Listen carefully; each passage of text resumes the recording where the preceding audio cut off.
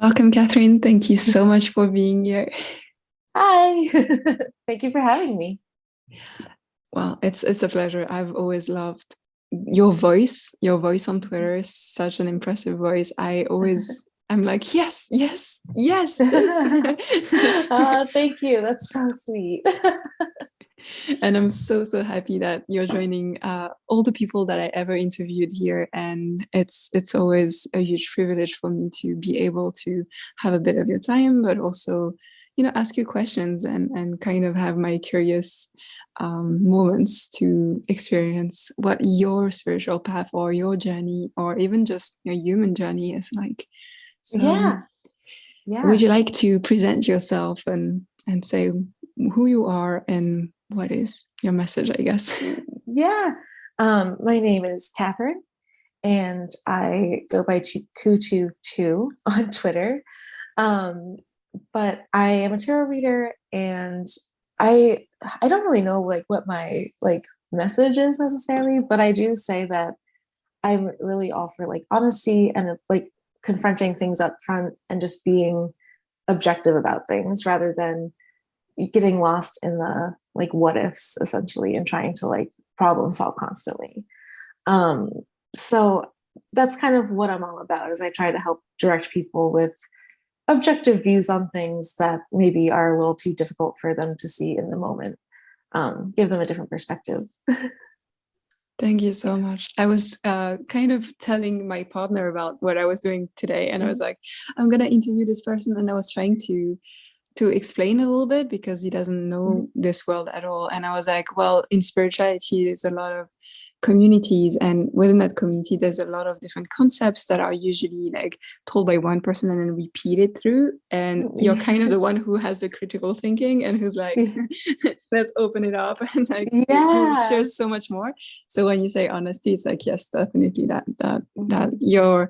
you're truly like enlightening things in different ways so that it doesn't stay that simple and sometimes misleading, and you're just Mhm. helping us to understand more, which feels so good to read and understand. Thank you. Yeah, yeah. I mean I think when I first started my spiritual journey, I got so lost in the little sayings or I don't know, like ideals. But then when I applied them to my life, they just didn't really fit. And I was like, well, I think I need to investigate a little bit. That's an Aquarius rising. Like that's where my brain goes. It's like let's look into this. Thank you so much for answering this and doing that for us. I think it's a service that we need. I want to ask you about the beginning of your spiritual journey then. How did it Yeah. happen for you? It's pretty interesting because I feel blessed in the way that I was raised, where my parents just wanted me to have the liberty to make my own choices in terms of like what I believe, what faith I have, that sort of thing. Um, and throughout high school, and my dad died when I was 17. At the end of high school, um, I had like no faith in anything. And for years, I mean, my best friend and I joke, we used to be like um, the type of atheists who would like just say like, oh, that stuff is so stupid, like astrology, who needs that? Like it was kind of like a rejection of our own like suppressed selves. And especially for me, that was what it was. um, but I got into this relationship that I knew there was a lot of love, but it was also very unhealthy and very, it had moments of toxicity. And I just realized like, I don't know, I need to focus more on myself. I've lost my identity through this. And it's kind of interesting. I found crystals to be the most relatable thing because it was like spiritual, but I could keep myself at an arm's distance. Like, oh, I'm just seeing what happens. Like, why not just investigate it? And my parents growing up, like they actually were the type of people to go mining crystals, like finding them in the rivers and things like that. So I wasn't unfamiliar with that area anyway. Like I had grown up around rocks and been very enthralled by them. But it's kind of funny because I started with those, it's like I started tapping into something that was like bigger than me. And it was kind of like this. I always explain it as I went walking in the woods one day. I said a prayer for the first time in like 10 years. And by the time I had gotten home, I got an immediate response to my prayer. And it was a moment where I was just like, I was paying attention and I was open to it. So I was like, there's something here for me to investigate. And like, I think that's what my spiritual journey has been like, is just constantly investigating. And it's in this very curious way that's like, let me be open, and like, who's to say like what is or what isn't, you know? It's like there's been a lot of that. And a few months after getting into crystals, one of my old friends from like elementary school, like when I was a kid, she reached out to me and she was like, I have something for you, let's talk. And she ended up gifting me a couple of tarot decks. And at that point, I just had no interest in tarot. I didn't know anything about it. But I got home and I was, you know, living with this person I didn't really want to live with and everything else. And I pulled two cards and I pulled like Death in the Tower. And it was like, it scared me at first. But then when I read about them in the book that I had, I was like, oh my God, this is like where I'm at. And I was like, what am I holding? Like, the more I pulled cards, the more I could see these like connections to everything. And like, more importantly, I was introduced to myself, you know? And that was like, that's kind of where it all started. It was just like that willingness to be curious. I love that. That's the best approach, I guess, because that's also how I got into it. And it's like, Yeah. we're just going to test it. And I'm open Yeah. to it's not working as well. And if it doesn't, it doesn't. Yeah. And kind of seeing what happens. I love that when you said introduce to yourself through the tarot. Yeah. That for me it was like validation. I was gaslighted when I was a kid. So it was always like, Yeah. oh, that voice in my head is not wrong. Okay, Yeah. I'm not mad. I know, and Cool. that is very relatable. I feel like as an adult, I didn't have any self-expression until I was like in my, you know, late 20s. And even then it's like, even now I still doubt and question, but I do know that like the tarot has been a gift to hold a mirror, to be like, this is how you view the world, this is how you feel, and this is how you see things. It gives that space to be creative in that way too. Yeah. I love that. And also like what your intuition kind of is, because I don't know, as a Scorpio, my intuition is just sometimes I see what's like not what's gonna happen, but what's going on between the lines. Yeah. It's not always pretty, and sometimes it's like, oh, but it's actually still the truth, and it's actually still what's happening. So, Yeah. what do Yeah. you do now? Yeah. And that's I always like call it like the spiritual gaslighting, when you see something and you're like, oh, well, it's not that, like it's fine, like, you know, that sort of thing. And it's like a joke that I like to use, but it is like there's something so empowering about seeing something and intuiting something, and even if it's not what you want to intuit, it's like, oh, but I knew that, like some part of me knew, you know. Especially when later on down the road you get shown how true it really was. And how does intuition reach you? Like, how do you experience that moment? So for me, I've only recently in the last like year or two figured this out, but it's a whisper. It is like the quietest. It's like before I have the thought, there's almost this underlying voice, but it's not really a voice, it's just like a feeling. And that first initial feeling is always the intuition. That thought that comes afterwards is usually some other part of my analytical brain that might be tapping into it, but could also have its own prejudices and views on things. But for me, it really is like, it's just a whisper. It's like the tiniest. And when I listen to it, I go, oh, okay, I hear you. Like, I like to acknowledge it, because even though it's so quiet, I'm like, I I know this. But that being said, sometimes, you know, there's situations where like there's alarm bells ringing, and that is also equally as valid, I think. Definitely. Yeah. Yeah, no, I can see that as well. And I love the fact that you say it's a whisper, because I've also experienced that. It's like a very neutral Yes. voice that doesn't really take a side and just Mhm. says what is. And Yes. then obviously the brain is going to overreact and do something. But Yeah. if you just stay in that neutral moment and you just start to prepare yourself or act according to your values and follow that, then it's extremely, it's a whole new way of dealing with it. I love that, because sometimes we think that intuition is something else, like the voice that says, I told you so, or like we have misrepresentations of intuition, I guess. But thank you for saying that. I'm sure it's going to help a lot of people to be listening to the next whisper. Yeah. And it's, for so long I ignored the whispers because I thought like, no, it's like hardly there. It's hardly noticeable. But it wasn't, I had one specific situation where, I just had a whisper come through and I was like, okay, whatever. And then within a day, like I saw what I had gotten that whisper about. And I was like, oh, like that's a key thing to notice and recognize and like pay more attention to. Definitely. Yeah. Something came up when you talked and then it just removed itself from me again. But come back. No, but yes, the whisper, because it's so minimalistic, like that it's so small, it's so tender and neutral that it teaches us to listen more. Like it teaches us to be quieter so that we can listen to it. And it makes you lead a life that is a little bit different, less excessive, I guess. And it's very helpful when you try to tap into it and attune to the whisper. Yeah. That's it. If I can turn the thoughts down a little bit or slow them down a little bit and then amplify that space where the whisper can be heard, like that, it helps a lot.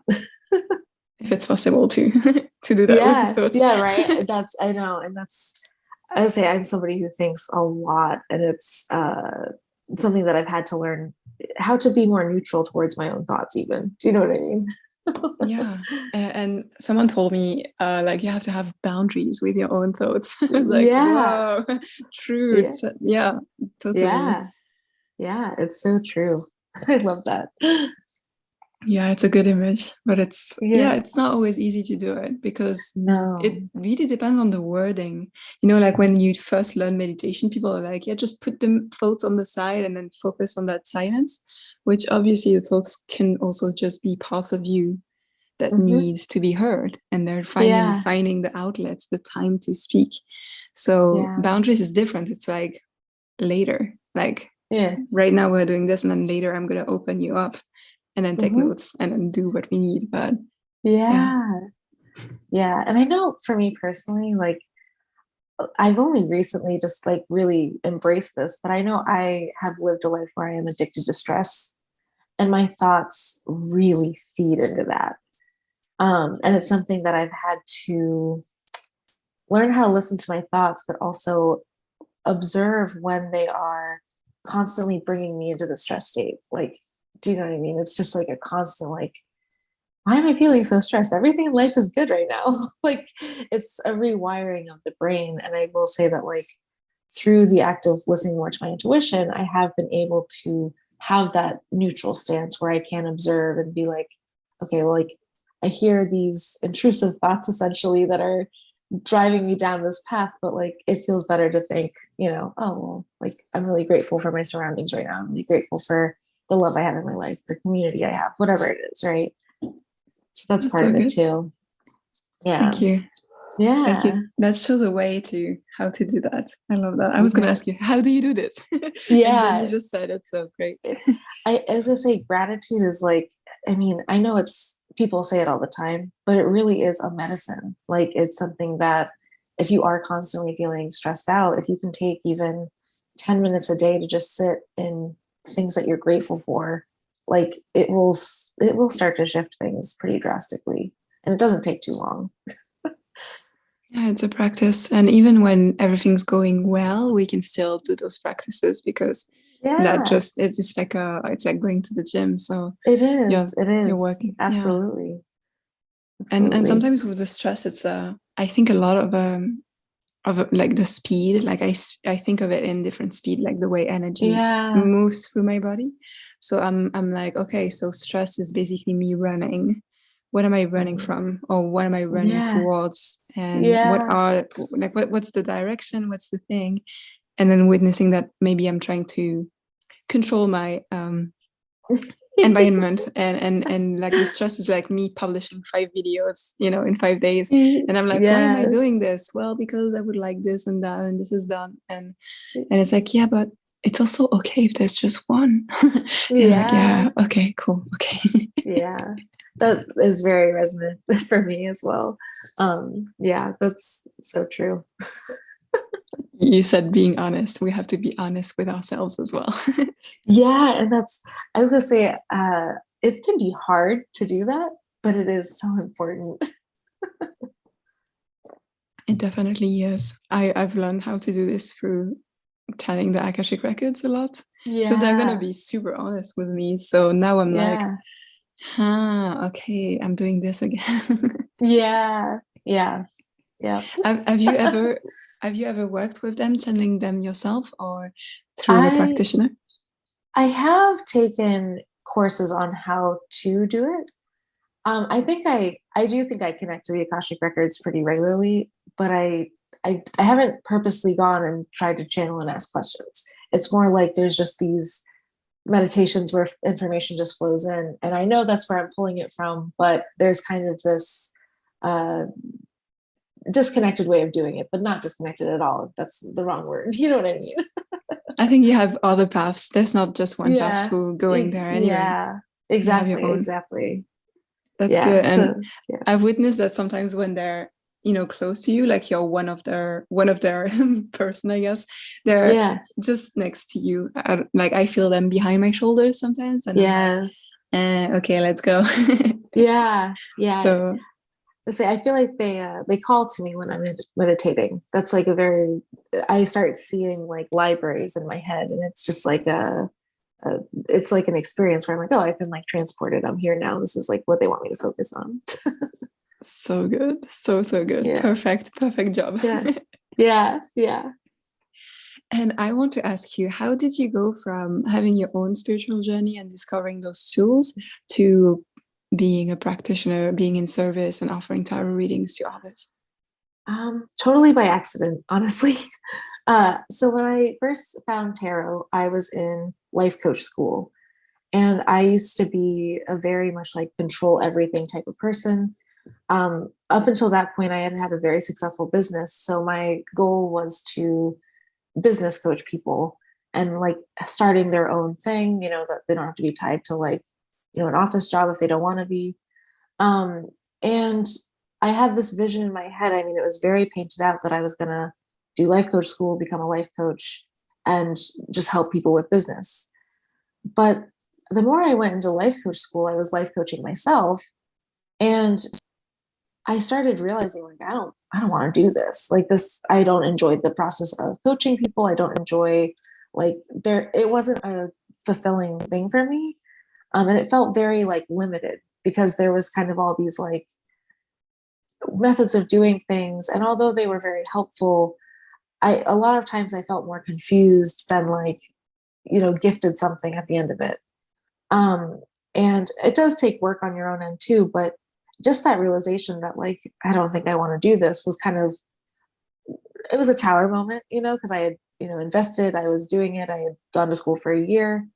Um, and then, someone was like, well, why don't you like try to give tarot readings to people because you read tarot for yourself? And I opened it up to, a couple of friends and family, and the response back was like 100% this is accurate, and like how did you do that? And it kind of opened a door for me where I was like, well, let me learn more about the tarot, let me like study this, like develop a practice. And at first I started posting on Instagram, and I got like very little to no engagement on anything I posted.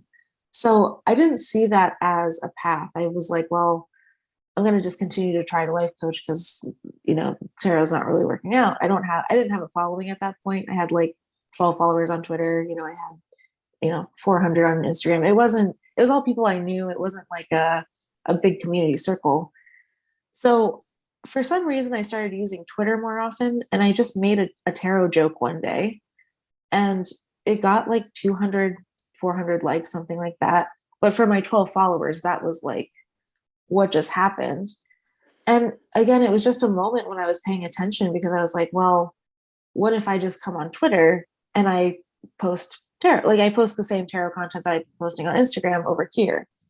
And I started, and I kind of realized, like, I started seeing the community like posting messages, and I started to kind of feel more flowy with that. And it was like an accident. It was like, let me just try this out and see if it works. And it really worked. So it was like one of those moments where I felt like I was paying attention, and then things just like clicked into place, you know?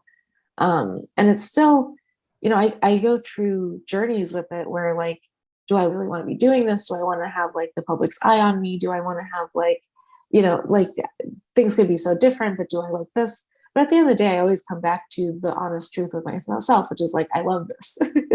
And I love what I do. So it's, you know, I feel like it's a gift to say that your job is like, you go online and you talk to people. You know what I mean? Like it's a great way to, you know, make a living, and also just like live through, you know, purpose and everything else. And I love connect, that. which is the Mm-hmm. most important part to me. I love that. And also there's a relation to you compare, you know, the beginnings to now, and I'm sure that there's so many different versions of you across all the things that you created, Yes. and they're still here Yes. existing and helping people along the way. Like different, Yeah. yeah, your guide through all those different periods. And I'm sure it's, I mean, I've been watching your Twitter for years, I think now, you know, and Yeah. Yeah. I've really been guided through your words, and I'm sure that it's going to continue, right? And Yeah. I love that concept that in a way you exist right now, but there's also like avatars of you in the past that are helping, and I Yeah. just love it. It's a way of existing and being of purpose in the moments, but also all the things that you've done before. Yeah. Yeah. It's true. And I channel those like avatars too, where it's like, okay, how can we like, you know, develop it further? Or even, you know, my own personal journey. I say like what I'm doing on Twitter, it helps me too. And it's like sometimes the advice that I need to hear that I don't see anyone else giving. So I'm like, this is, you know, it's just as much for me as anyone else. And sometimes it's not, but you know, there's times where it's like, it's like what is needed, like on a collective level, you know? And I think it's just important. Definitely. When you're a service, you are being served as well. Like last week, Yeah. I was channeling for a client, and I ended up having tears in my eyes because the guidance was like touching me deep in the heart because I had been going through the Yeah. same. I was like, oh my Yeah. God, wow. Oh wow. Yeah. Okay, cool. It's so beautiful It because is. we're all connected. We're all having the same problems in just different manners or different complexities. But Yeah, yeah. it's true. And that's something I've learned through doing tarot readings, because at this point I've helped, you know, hundreds of clients, and we all are so intrinsically connected through our experiences, even if they aren't identical experiences. Like the energy underlying them is so, it's just so interwebbed. And I feel like it's something that, you know, it's beautiful. Like the fact that we have this kind of human experience, and it can be lived out in so many different ways, but it can also be, you know, um, something that connects you to another person without even knowing it. I think that's just very powerful, just in general. I love that. I love the fact that we have Yeah, internet. Thank you, internet. I know, I know. And that's, you know, I think about that all the time. Like, I am able to connect with people all over the world because of the internet, and because like that is, it's like a symbolic representation of like all the connection that we have anyway. Definitely. Yeah. Is there something you would like to talk about? I don't have a question, but is there maybe a Hmm. topic or a theme that comes to mind that you wanted to address on the mic Yeah. somewhere? Yeah. Um, so I know that you are also clairsentient, and I don't ever see people talking about clairsentience. So I think that'd be really great to talk about, because it's all, you know, there's a lot of focus on the claircognizant, there's a lot of focus on like clairvoyance, even clairaudience. But it took me a lot longer to understand my clairsentience because I didn't even know the word for it for the longest time. And it's something that I don't think everyone experiences their own, gifts differently, but I'd be fascinated to hear what you have to say about that and have a little talk about that. That's so cool. I didn't know you're clairsentient as well then. That is that's my main Claire. I love it. So yeah. Oh my God. I'm so happy because I wanted to talk about it on YouTube. I've felt that way for Yeah. roughly 2 weeks. I've been like, I heard someone say it in France and I was like, oh yeah, that's true that it's a specific thing. Like for me, it's so normal that my body does weird stuff that I don't think that people could have questions. All right. So clairsentience, for those who don't know, is basically the fact that your body is the tool, the instrument for receiving intuition, and it will take different shapes. So people who are clairvoyant are going to see, and for me and my body, it's very specific experiments that happen. So energy is going to be scintillating here and there, or temperature is going to raise up, or there's going to be like a gurgle in my throat or my stomach. But when that happens, it's like a paragraph just shows up. Like I think I've compared it to like a flower blooming, because it really feels like there's like a blooming, and then all of the information is here. And I'm like, seeing someone's dad say something when they were 5 and how the person felt about it and how they closed up. So now we're like opening it up and seeing everything. So sometimes it does like make up for a weird human experience, because you can tap into someone's energy when they allow you and give consent, and then suddenly your whole body takes a whole different shape. And you're like, oh wow, oh okay. And it makes me talk in different words as well. Like I use a vocabulary and people are like, what? And like, how are you feeling something in my shoulder, or things like that. But it's very precise, even though it looks very strange. It's very, very precise with what's happening, or the abilities of the physical body, but also the energetical body. So I would love to ask back to you, like, how did it open up? How did it become something that you're aware of and can use? I had a reading with an older reader who's been doing it for 30 plus years, and she was the one who told me, like, your psychic gifts are based through your body, and the more you tap into that, the more like you'll be able to read it. So I took that advice and I started kind of paying attention to it. I looked up all I could about clairsentience and I just didn't find much. So it was kind of like shooting in the dark a little bit for a while. And I do Reiki as well. I do energy healing as well, but I mostly do it on myself, honestly. And, I try to make videos for it too, but I haven't done it like in the professional realm necessarily. But they're amazing videos. You should all watch them. I love your videos. I have your whole playlist saved up and I'm like watching them sometimes. I love that. That's so good to hear. But I started really feeling like I started feeling energy in my body. And that was kind of like, at first it freaked me out. I was like, why am I feeling this like, this like cold energy running through my center? Or like, why am I experiencing like nervousness before a reading, but I'm not nervous? Like there's all these sorts of things going on. And I started to realize that when I would take a tarot client, if I waited on their reading too long, like if I had like several readings built up and it was like over time, I was basically just becoming this like vortex of all these different emotions and energies. And it was almost like preventing me from doing my work, which was, it was preventing me from doing my work. It was very much like overwhelming. So it's been kind of this realization of like, it's not even just like the physical sensations for me, but it is also, I take on like the emotions almost. It's like I can feel the emotional body very heavily.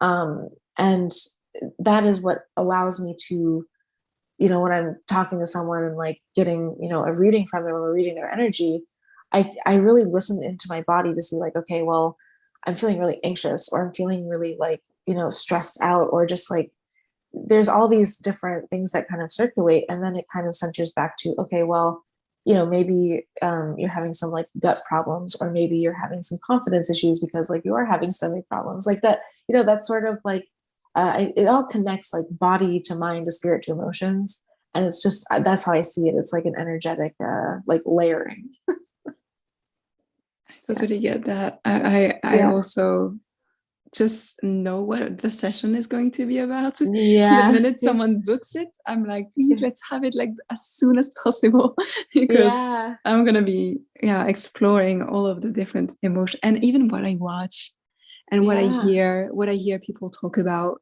when they're passing Yeah. through. Like everything's going to be like a huge connection. And then when you have Yeah. the session with the person, you're like, okay, wow, the past 5 days of my life were about you. Yeah, Okay. that is very interesting you said that. There's been so many times where I get a client and it's like they're coming to me with an issue, and then suddenly I'm in the middle of learning a lesson, or again like hearing things or whatever, and it all centers back to like what that reading is about, and it fascinates me. I'm like, wow, okay, like you helped me, I helped you, like we it's like a very symbiotic relationship. It really is. That's why it's important to choose who you go to. And I wanted to just say something. I don't know if I've ever said it, but also it's important to kind of return to the same people because Yeah. there is a continuation of that process that happens sometimes as well. So Yes. I love working with returning people because then Hmm. we can push further where we started. So because everything is a cycle, it always comes back in a different shape. Yeah. But yeah. Yeah. Yeah. Mm. And I wanted to ask you about clear sentience. Um, do you like when you meditate, when you do your own spiritual Hmm. practice, how is your body reacting to all of that? And have you experienced like the weirder sides of having a different Yeah. perspective or consciousness or, type of Yeah. awareness in the moment? Yeah, I would say definitely. I really tap into the spiritual realm when I'm meditating. Even though I'm very in my own energy, that seems to be like when I'm in my heart space, it's like a gateway that opens up, and suddenly I'm aware of the guide that's standing behind my shoulder, or like if I'm having my own thought forms, for example, like I start to see the swirling around my head, or I start to feel it even. There's all these sorts of like indicators, and it's it's more so than just like my spiritual practice too. It's like there will be times in my day where like I'm getting really bad heartburn, and I'll be like, well, what do I know about my system to like, what does that tell me? And usually it means that I'm like stifling myself, or like, holding myself back, not speaking fully like my truth. And that being aware of those sorts of things, like if I'm getting a headache, yeah, it might be because my glasses need to be changed, but also maybe it's because uh, I'm seeing something with very narrow sight. I'm refusing to see something. I'm ignoring something, and it really needs to be looked at. So there's those kinds of things too that come up for me. I will say when I meditate specifically, I try to just like envelop my body, like just be fully in it and like feel every aspect of it, because it's like in a way it's almost like becoming aware or attuned to my own energy. So when there is a reading, I can tell like that's not me. Like, do you know what I mean? It's like becoming very aware of who this is. But yeah, That's so helpful. yeah. I also Yeah. do that body scan so that I'm very precise in the session. I'm like, oh yeah, I that was not happening 10 minutes ago. So definitely Yeah. not me, and definitely a message that you can hear. Oh, Yeah. thank you so much for sharing that. I Yeah, want you're to ask welcome. another, like I'm totally like just asking curious Yeah. question, but No, it's um, fine. so I talked about the idea, of consent. We ask for consent before we Hmm. send energy or channel energy from others. But do Yeah. you, and I'm also like really trying to do my best with that because sometimes my body is going to pick up on the emotions of others, even Yeah. though I did not agree to feel that for them or Yeah. express that for them or even tap into it.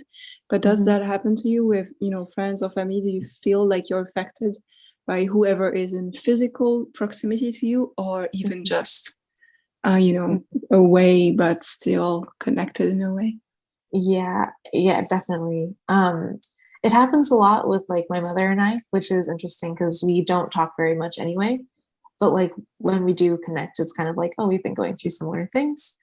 But the other thing is with my partner who lives with me, it's amazing to me how often, I'll be thinking about something that he's thinking about, or, like we're just completely like on that same page. And I would say he's also pretty naturally gifted with clairsentience as well, because a lot of times I'll be in my zone and he'll, mirror it as well. So that's a big part of it, where it's like living with someone. And I will say also, sometimes I go to the grocery store and it's like I don't shield, or I don't, make that boundary clear enough. And I'll pick up on the energy of the cashier or that person in the produce section. And they're not trying to do that. But sometimes the way I look at it is maybe there's a lesson for me in there where it's like, how does this reflect something that I do? Or how is this reflecting my own life right now? And that helps a little bit. But I really do try to ask my spiritual team or my guides or whoever, can we just put up kind of a barrier so that's not always happening? But it still does happen. And Of because course. I ask, I figure it's like, well, it must be for a reason. Definitely. And to deconstruct the fact that this is truly not yours, and Mm-hmm. truly not your energy. And sometimes you're just Yes. the vessel that it comes through. But the minute it's not repressed and you actually just go into it and you let it happen, Mm-hmm. and you don't try to, understand it. That's how I'm saying you, but it's not you, Yeah, no, no, obviously. yeah, yeah, yeah, But like to just allow for it to be, and just be, and then it's gone, because obviously it was yeah, not yours. So it doesn't really leave you know pebbles or remnants yeah, of what it was. It's just truly the unhappiness of someone, or the anger, or the yeah, frustration, and then sometimes it resonates a little bit further, but you can actively try to remove it in the days that come, and then it's gone. But yeah, yeah, it's not always easy to have a body that does that, and yeah. it's beautiful It's though. But yeah. Yeah, it is. And I will say sometimes, I'll go to the store and I'll be behind someone and my like chest will start hurting, or like my liver will start like feeling weird. And I'll be like, oh, this person in front of me like has a health problem. And like whether they're aware of it or not, I don't feel like it's my place to tell them. But it's like that sort of thing also for the longest time would really freak me out, because I have like a lot of health anxiety that I'm trying to like work through. And I was kind of living in this constant state of like, is something like my body's falling apart. But then it was like realizing that that other energy was kind of coming in. And since realizing it, I've been able to build some barriers, like some boundaries there. That's like, okay, we are very lucky to have this vessel, but also like we don't need to take on everyone's problems, that sort of thing. Yeah. Definitely. Definitely. Yeah. I would love to ask some, because I saw that, for example, this weekend you went to see trees, and you shared about that and tagging me. Yeah. And I wanted to know, how is your experience through your body when you connect with nature, or Oh, with, different places that yeah. have an energy? How does it Yeah. feel? Oh, I feel like if I was a little bit more, how do I put this? It's not reckless. It's like carefree. I would probably be all over the place experiencing different. Like I wouldn't be as like centered in my town. You know what I mean? Um, Not to say that I don't go out and do things, but when I go in nature, and even like there's a Saint Michael altar that is like 2 hours away from me, and I have gone to it, and there's like going to that specific, like very sacred place. Like there is an energy that is just unmatched with like the day to day. I live in a very like cement city. Essentially, it's very like typical America. It's just like built for the big box stores. No walkability. So connecting with nature or connecting with those sacred spaces, it's like um, I guess you could argue that everywhere can have a sacred space, but there's something very like tangible that's different. And especially when I go in nature, like my partner and I go to this one particular place every Sunday, and it's this walkway that you're just completely surrounded by trees, and you're in a swamp. And when I go there, it's like I don't want to listen to music. I don't want to like really talk. I just want to like walk and feel just like this extreme healing energy is really what it is. And it's very like grounding and very peaceful. And every morning when I wake up, I go to the park where I took the pictures of those trees and I read under the trees. And it's like that's a core part of my routine and grounding. That's uh it's just unmatched. It's really unmatched. Which makes me ask you about Celts now. So you have Celtic ancestry, right? Yeah, I'm from Ireland, and I don't know too much about the ancestry behind everything, but I do know that there's Celts, and I know that from what I've seen in the Akashic records, there's some like Druid energy there as well. So that that feels I'm very connected to that, essentially. I love that. I also was born in Ireland, so I feel like that's and my middle name is like Celtic goddess. So I feel very connected to that energy, and that's just it just resonates the most for me. So beautiful. I'm so happy that you got to connecting with trees, because that's all it is about, right? And that you Yeah. have that wherever you are, even if you're not in Ireland, you can Mm-hmm. still connect with that piece of your own ancestry and energetical ancestry, I want to say. Yeah. Yeah. And have that across the world wherever you go. That's beautiful. Yeah. Yeah. It's very special. I will say that. Like we're planning a vacation for this summer, and I was saying how like we have to just go somewhere where there's lots of trees and like rivers, and like that's like somewhere where we can get um into the oh, hold on one second. My phone's like doing something weird. Okay. But yeah, just getting back to a place where like connected to nature and feeling those energetic imprints that nature has a way of creating. And thus clear sentience and that connection to nature. Have you ever had like an experience where you feel like you are part of all of that, and like you're a tree yourself, or whatever, but part of the Yeah. world? Yeah, I would say I when I go to that place where my partner and I walk, because that's a central place for my spiritual journey too. I used to live next door to it, and I used to go to it every day. Um, when I'm walking there, I feel very much like just a part of the web. Like, you know what I mean? It's kind of like there's everything that's connected to each other, and there's no separation between like, animal, tree, me, other people. Like, it just feels like there's kind of this coherent energy resonance that's like, oh, we're all just like on the same place. And it feels very, very, very special and also sacred. Like, that's a really good word for it. Thank you so much. Yeah. I don't have any more questions, but thank you so much for your time. And if there's anything that you want to share about where we can find you and what your services are, I would love for you to share that with us. Yeah, I do offer tarot readings. That's like my main service. But I will also do Reiki or whatever if someone contacts me. I try to just keep it open. So if there's like even like a mentoring or like guidance, I don't know what to call it. It's not coaching, but it's like, if someone wants to connect and talk and get ideas and things like that, I also offer that sort of service as well. But you can find me on Kututwoo on tarot and YouTube and Instagram. I'll let you leave that in the description, I think, because it's hard to hard to spell out and say.